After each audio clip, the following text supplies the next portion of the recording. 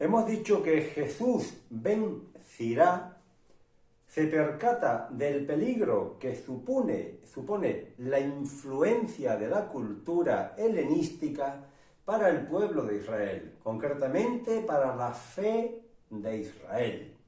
Pero, exactamente, ¿en qué puede consistir esa influencia negativa? ¿Qué es lo que había en la cultura helenística que pudiera preocupar a Jesús ben Sirá? Vamos a ir viéndolo poco a poco, al menos algunos aspectos. Y hoy quiero tocar el tema de la culpa. Para la cultura griega, este tema de la culpa personal no estaba demasiado claro, o por lo menos no era para nada coincidente con el que correspondía a la fe de Israel. Para los griegos pudiera ser perfectamente que en muchos casos no existiera esa culpa personal.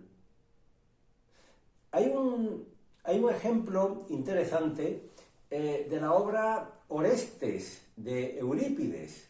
El protagonista, que también se llama Orestes, ha cometido matricidio y por matar a su madre se ve atormentado por unas doncellas parecidas a la noche que le provocaban locura. Y es interrogado por Menelao, que le dice: pero no te quejes, ¿acaso no has cometido una culpa?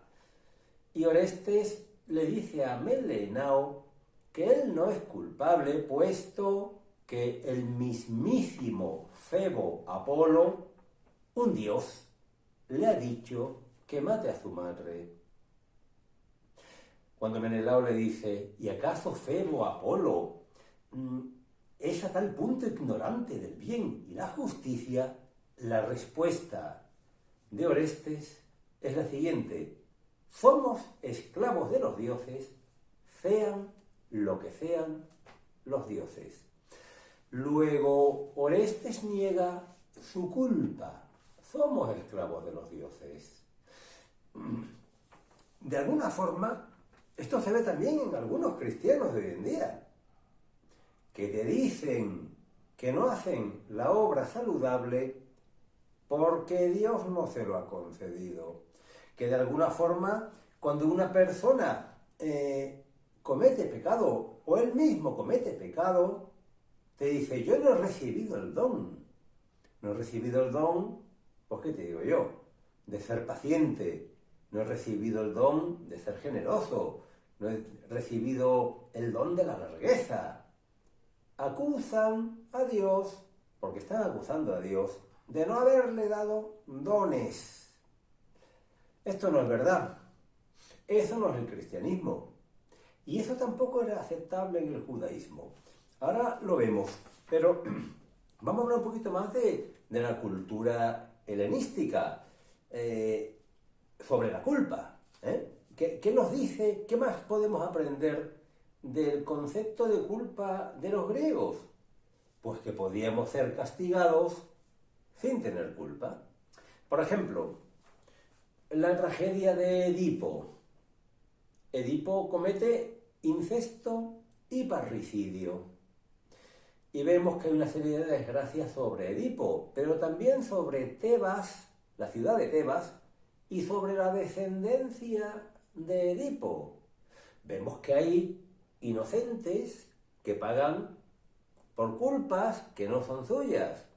Es más, incluso de alguna forma Edipo también es inocente, ya que su padre Layo, recibió una maldición, por lo cual lo mataría uno de sus hijos.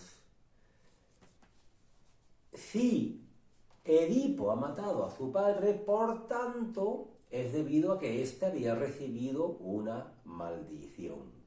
De esta forma, vemos en los griegos ese intento de evitar la culpa personal. Pues viene Jesús ben Sirá y enseña otra cosa, y lo recoge en el libro del Eclesiástico. He apuntado unas cuantas ideas que me parecen importantes. Primero, nos habla el Eclesiástico la cirácida, de la culpa del malvado. Por ejemplo, en el versículo 10 del capítulo 40, ¿qué nos dice? Que la culpa del malvado impide que se aleje la destrucción. Luego, hay un malvado con culpa y con consecuencias de esa culpa, una consecuencia de destrucción. Nos habla también de la culpa del vengativo. Dice el eclesiástico en el 28.1 que del vengativo se vengará el Señor y llevará estrecha cuenta de sus culpas. Luego hay primeramente una afirmación clara de que existe la culpa personal, culpa del malvado, culpa del vengativo. Bien, junto a eso hay una reflexión sobre la culpa distinta, que no destaca tanto la maldad del que la comete. Por ejemplo, hay una enseñanza acerca de lo que llamaríamos hoy en día culpabilidad tóxica. La culpa tóxica es aquella que impide que salgas de determinados estados de postración anímica, ¿verdad? De postración psíquica, espiritual e incluso física. ¡Ay, qué malo soy! ¡Ay, lo que he hecho! ¡Ay, ay, ay! Es una culpa que te hace olvidarte, alejarte de la misericordia, que mata la esperanza. Nosotros, tengamos la culpa que tengamos, podemos salir de ella. Se trata de asumir la culpa sin caer en depresión, ni caer en un autocastigo que mate la esperanza. ¿Qué nos dice concretamente el eclesiástico? En el 30:21, nos dice: no te dejes vencer por la tristeza, ni te atormentes por tus culpas. Es decir, aun siendo culpables, podemos estar alegres. Vivimos en la alegre esperanza de aquel que nos salva. Podemos salir de ahí, existe esperanza. El demonio nos dice que no podemos cambiar, que no podemos. El demonio nos pone la historia por delante. ¿No ves que has caído aquí y aquí y aquí? ¿No ves que has vuelto a caer y vuelto a caer? No tienes solución. Ese es el mensaje del demonio, de Satán, del acusador, del enemigo. Sin embargo, el Espíritu Santo no acusa, sino que denuncia, te dice quién eres, que conozcas quién eres, que conozcas tu culpa, te anuncia el perdón y te saca del pecado. Muy bien, pues ya sabemos, no te atormentes por tus culpas. También nos habla de la importancia de la confesión de la culpa y nos dice cosas bonitas, ¿no? Por ejemplo, te habla de el capítulo 4:26 te dice: no te avergüences de confesar tu culpa. Pero es que el 23 te dice: quien confiesa su culpa se libra de la desgracia. Confesión de la culpa. Reconocerla. Nos lo dice el libro de los Salmos, ¿verdad? He manifestado mi pecado. Y de esta forma, manifestar los pecados es uno de los 5 caminos de misericordia que nos hablaba San Juan Crisóstomo. ¿Cómo se obtiene el perdón de los pecados? Entre otras cosas, confesándolo. He confesado mi culpa y tú perdonaste mi culpa y mi pecado. Muy bien, confesar la culpa nos libra de la desgracia. Esto que leíamos antes de no te avergüences de confesar tu culpa, del 4:26, está dentro de un pasaje sobre la timidez. Y nos habla el eclesiástico de una vergüenza que acarrea culpa. ¿Cuál es? La vergüenza del tímido, del que, por ejemplo, esconde su sabiduría. No se atreve a hablar de lo que sabe. No es capaz de enseñar a otros. Teme meter la pata, teme hacer el ridículo, teme equivocarse y que se lo echen en cara. De alguna forma, detrás de la timidez está el orgullo. el no querer quedar mal, el celo excesivo por la propia imagen. Muy bien, el eclesiástico nos va a hablar también de las falsas seguridades y concretamente del pecado de presunción, que tiene que ver con la culpa. En el 5.6, por ejemplo, ¿cómo se nos advierte contra la presunción? ¿Qué nos dice el autor del eclesiástico? No pienses, es grande su compasión y perdonará mis muchas culpas. Es decir, una confianza excesiva en la misericordia de Dios hasta el punto de, no importante tus culpas, ya que van a ser perdonadas. En este sentido yo recuerdo lo que dice el Padre Nuestro. Perdona nuestras deudas como también nosotros perdonamos a los que nos ofenden. Es decir, perdonamos a nuestros deudores, ¿no?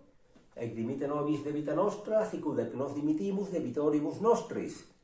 Por lo tanto, hay una condición. El perdón no es algo automático. Es necesario también perdonar. Esto es importante porque si no nos puede llevar a la presunción. Total, Dios es misericordioso, aquí va todo el mundo al cielo. Pues no lo sabemos, desde luego no es lo que dice Jesucristo, eso de que va todo el mundo al cielo, eso no lo dice. Quizás en tu religión sea así, en el cristianismo no es así. Muy bien, ¿y qué más voy a decir? Pues mira, hay una idea también que recorre el eclesiástico y es que todos somos culpables. Se dice de forma explícita en el capítulo 8, versículo 5, todos somos culpables. Ya eso nos aleja del concepto griego de culpa.